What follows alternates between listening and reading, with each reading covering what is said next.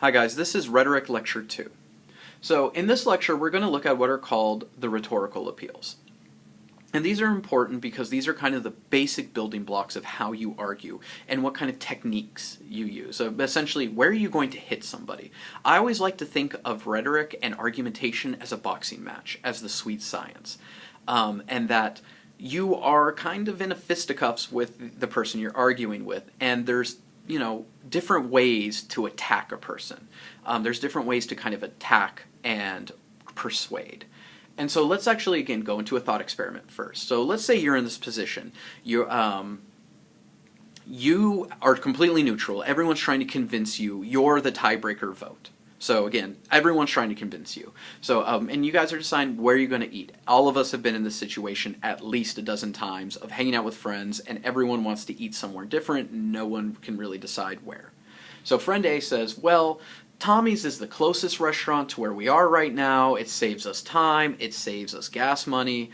Tommy is also inexpensive. It's, we can each get a nice full meal that will fill us up for the rest of the day for under $10. Right, it's the cheapest restaurant near us, and it's just the best choice because it clearly saves us time and money. And your friend B is like, man, but Tommy's only serves meat, and meat is murder. I mean, think about the animals, man. Do you ever see what cows go through? Have you ever seen a cow slaughtered?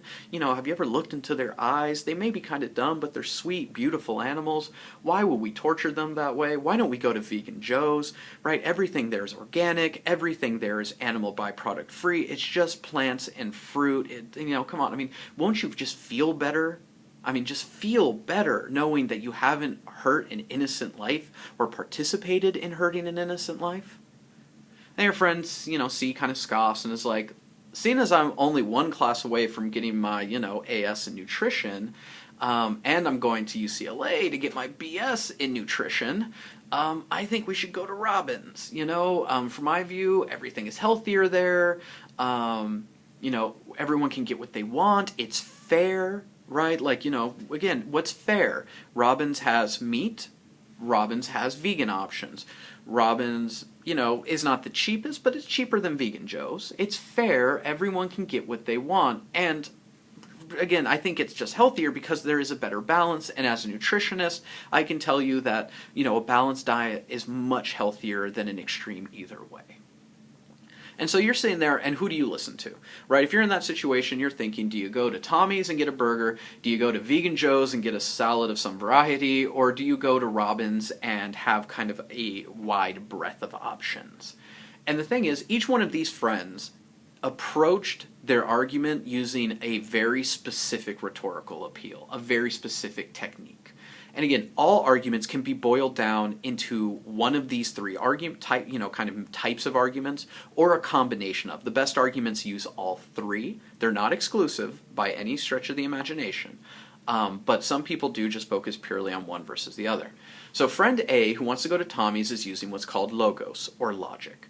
So logos is the mind, right? So if we think of this as a fight, when you go with logos, you're trying to hit the head, right? This is all about what is logical, what is deductive, and what is quantitative, meaning numbers, things you can actually measure. No matter what, Tommy's is going to physically be closer, depending on this mythical situation, right? That if a place to eat is 200 yards away, and there's another place to eat 500 yards away, no matter what in this universe, 200 yards is going to be closer than 500 yards.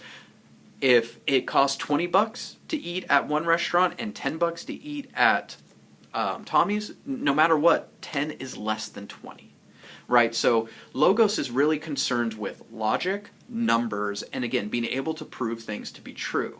And again, logos is very, very powerful because logos is the only appeal that can show things are actually logically true. So again, it's just what it is. It's true. The downside is, well, humans aren't logical creatures all the time. We can be, but how many times, again, I'm sure you've all been told very logical, clear arguments of why you should do something, and you did the other thing anyway. Right? Humans are not always logical creatures, and we don't always listen to what's logical, which is kind of the flaw of logos. Pathos, which is friend B, which is about emotion. This is hitting the heart. This is going for the heartstrings. This is making people feel, right? So friend B is all about pathos, because all about how bad you should feel for eating meat. Guilt. Think of the poor animal. Think of how good you'll feel when you do something else. So again, pathos is very, very powerful. Obviously things like sex, right? The old adage, sex sells, is immensely powerful. And it's true, because sex, attraction, lust is pathos. Humor, making people laugh, is pathos.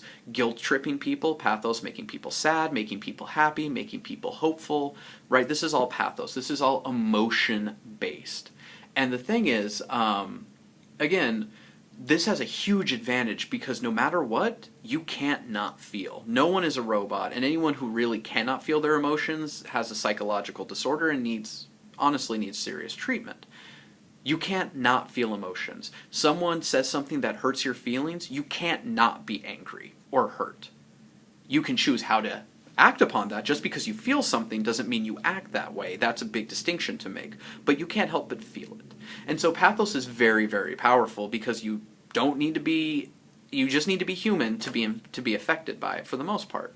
The problem is with pathos is, because emotions are biochemical, they're drugs, and drugs wear off. Meaning, something that scares you is only going to scare you for a little bit, and eventually you get numb to it. You need more scary. If something makes you happy, you need more happy. You need more of it to be just as happy. It's always chasing the fix. And so the thing is, you can scare people for a while, eventually they just get desensitized. And so pathos can very quickly fail, because it just doesn't, you can't hit the same string over and over again. Again, my favorite example is, usually like, think of the children ads, because when you first see them, you're like, oh man, that's terrible. But if you've seen that commercial 20 times, you eventually are just like, who cares, move on. Doesn't mean you're a bad person, just means, again, that pathos-based argument has worn off and is no longer effective. And finally, friend C, your third friend, went with ethos. And ethos is the soul or character. And the thing is, ethos is the most complicated to use, because it actually has two kind of sides. The first is who the person is. So your friend is like, well, I'm a nutritionist, I have education in this, and so they're using their character, who they are, an educated person in the specific field, to make their decision. And so a lot of times when you see celebrity endorsements, doctors, things like that, this is ethos. Again, because we want to be like people we admire. Also, ethos is about ethics, what is fair. What our culture says is fair. And again, in our society, we like to say we need to be fair. And so hence he's like, well, we go here, we can get A and B together. And so ethos is very, very powerful, because it is an ingrained human want to be part of a group. Right? Like, again, we don't like being outcast. We don't like being isolated. Even if you're like, well, I'm totally anti-establishment, man. You have 5 friends who are exactly like you.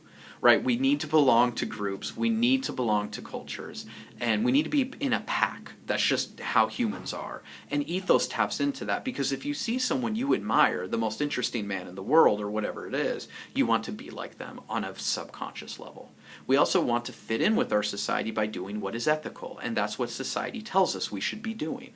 So again, being fair, being funny, being fit, all of these things, again, it's ethical.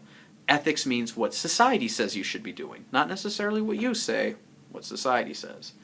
The problem with ethos is it's very specific, right? Humans are complicated, so our packs are complicated. An image of Justin Bieber might have a lot of impact on a certain group. It also might have 0 or even negative impact on another group.